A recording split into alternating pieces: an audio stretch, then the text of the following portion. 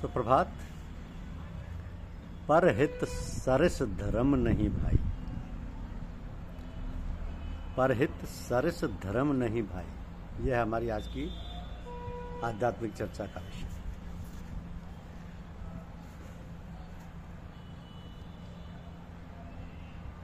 कहा जाता है कि धार्यते इति धर्म,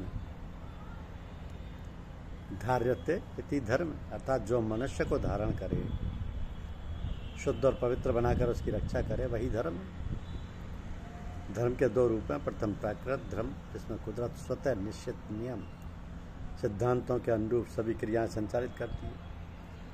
दूसरा मानव धर्म, जिसमें मनुष्य अपने बुद्धि विवेक से सभी कार्य करते हुए इस सृष्टि को और अधिक सुसंपन्न, विकसित एवं सरस बनाते हुए जीवन जीता है।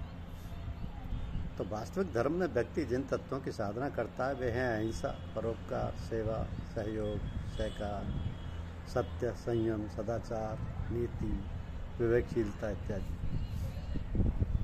सुख शांति की परिस्थितियों का जनक धर्म है।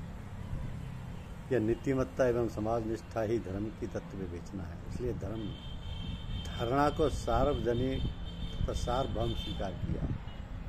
उसे प्रत्येक क्षेत्र, प्रत्येक वर्ग व प्रत्येक स्थान पर मान्यता मिली। पाश्चात्य मनीषी ने अपनी समिष्ट दृष्टि से धर्म को परिभाषित करते हुए कहा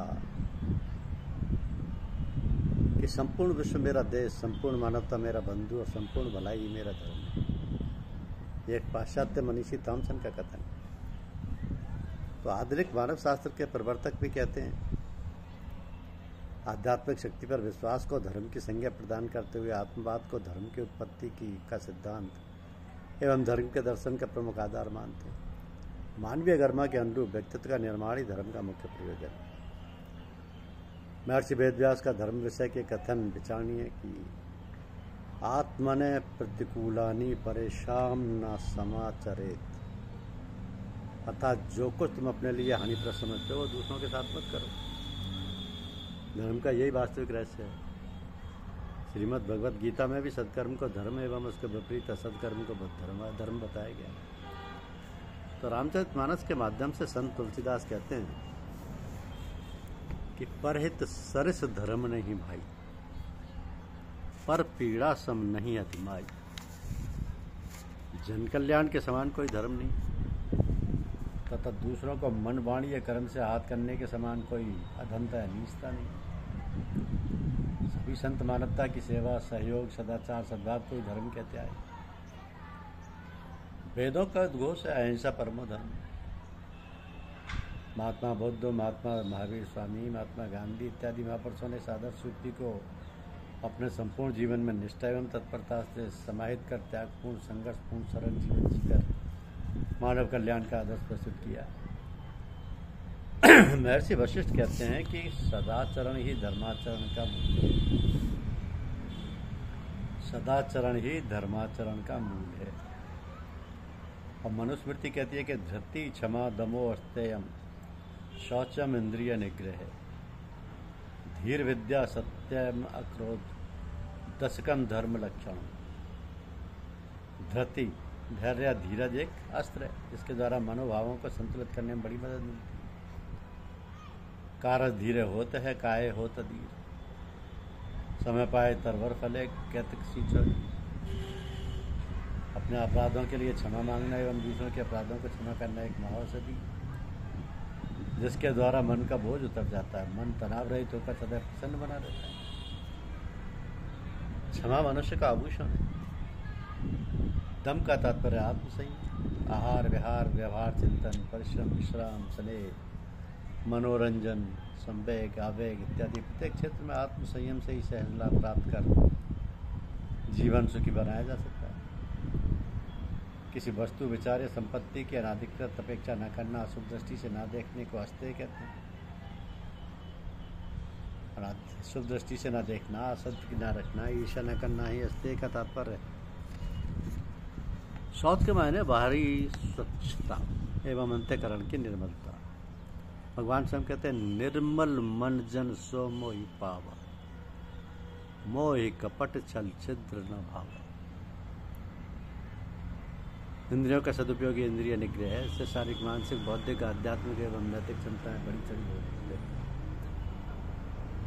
ठीक है, तात्पर्य सद्बुद्धि से पहले सोचना, समझना, फिर आचरण करना बुद्धिमानी कहलाता है। सद्बुद्धि के द्वारा सभी कार्य सहज हो जाते हैं। जहाँ सुमति तह संपत्ति नाम, जहाँ कुमति तह विपत्ति निदान। तो सद्बुद्धि अर्थात वह विद्या जो जीवन निर्वाह में, आत्मोन्नति में एवं सुख शांति कायम रखने में मदद करे। सत्य जो वास्तव में जैसा है वैसा ही मानना, समझ स्वीकार करना, कार्य व्यवहार एवं वाणी से निर्वाह करना, जिसमें मन भी अशांत ना हो। अतः अंतःकरण में, समाज में अमान चैन बना रहे। क्रोध पर नियंत्रण रखना, क्रोध रखने से अत्यधिक शांति क्षीण होती है, शक्ति क्षीण होती है, शारीरिक एवं मानसिक क्षमता कम होने लगती है, बने कार्य बिगड़ते लगते हैं, रक्त विषाक्त हो जाता है, मन शांत हो जाता है, रक्तचाप बढ़ता है। ईश्वर एवं धर्म की मान्यताएं केवल इसलिए हैं कि इन आस्थाओं को हृदयंगम करने वाले व्यक्ति निजी जीवन में सदाचारी और सामाजिक जीवन में परमार्थी बने। यदि ये दोनों प्रयोजन सिद्ध नहीं होते तो कहना पड़ेगा कि तथाकथित ईश्वर भक्ति और धर्मात्मन दम्भ है। धर्म का रूप आज पूजा पाठ, तिलक, छापा, जटा, कमंडल, मंदिर, दर्शन, थोड़ा सा दान पुण्य कर देना मात्र मान लिया गया।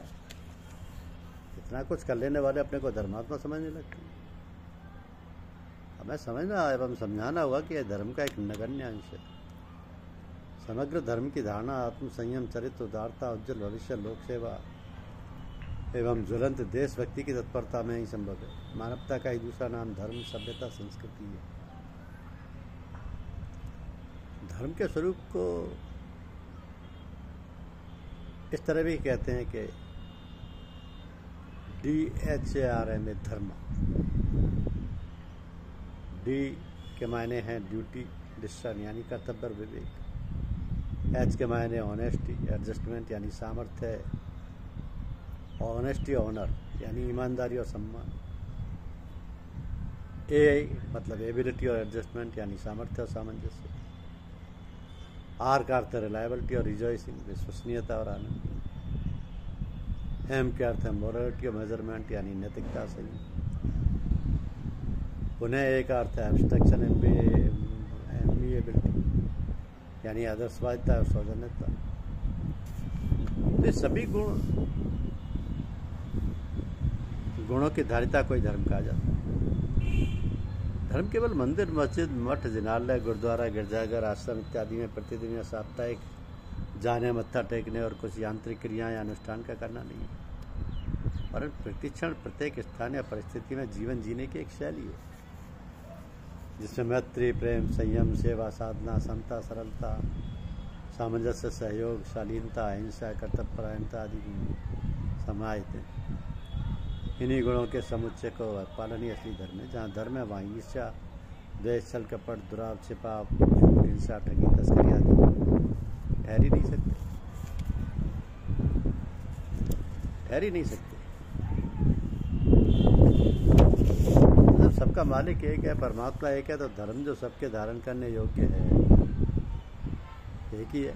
सत्प्रवृत्तियाँ ही सभी संप्रदायों, मतों, पंथों, मार्गों, धाराओं के शाश्वत मूल तत्व हैं। इन्हीं तत्वों का ही समुच्चय ही वास्तविक धर्म है। जरूरतमंदों, असहायों की मदद करना ही ईश्वर की सच्ची उपासना है। इंसान की इंसानियत ही धर्म है। जीवन में सदाचरण करना ही धर्म है।